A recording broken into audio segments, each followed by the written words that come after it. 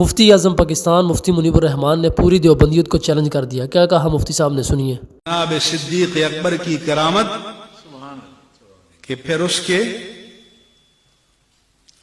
تقریباً 1400 سال بعد کم و بیش اگر ریاست کی سطح پر یہ اعزاز ملا تو علامہ شاہ احمد نورانی صدیقی کو ملا جو ان کی اولاد میں سے تھے. اور یہ اہل سنت کو معلوم ہونا چاہیے کہ جو عالمی مجلس تحفظ ختم نبوت چلا رہے ہیں اور جنہوں نے کتاب لکھی ہے، کاروائی تباہ کی ہے، اس میں لکھا ہے کہ مفتی محمود نے پیش کی. یاد رکھنا کہ قرارداد کے محرک،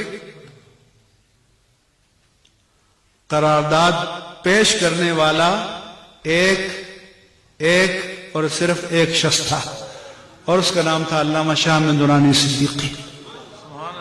یاد رکھنا، باقی سارے سیکنڈر تھے، باقی مجوز تھے، باقی مؤید تھے، تائید کرنے والے تھے. اہل سنت کو اپنی تاریخ معلوم ہونی چاہیے کہ قرارداد پیش کرنے والا تمہارا وقت کا امام تھا، علامہ شاہ احمد نورانی تھے، کسی اور کا نام نہیں ہے. کسی کو اس دعوے کو شک ہو تو چیلنج کر دے. اور دوسری شہادت یہ کہ اس راول پنڈی میں دیوبندی مکتبہ فکر کے 2 خطیب تھے، ایک غلام غوث ہزاروی صاحب اور ایک عبد الحکیم صاحب.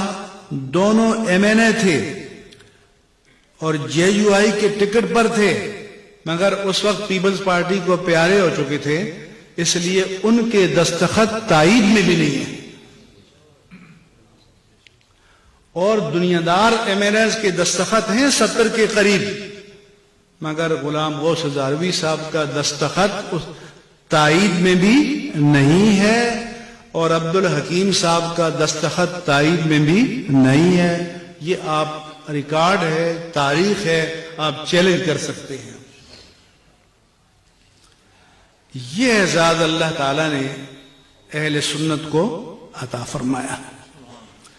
اور میں کہتا ہوں کہ علامہ شاہ احمد نورانی صدیقی کے کھاتے میں کچھ بھی نہ ہو، یہی ایک اعزاز ان کی نجات کے لیے کافی ہے.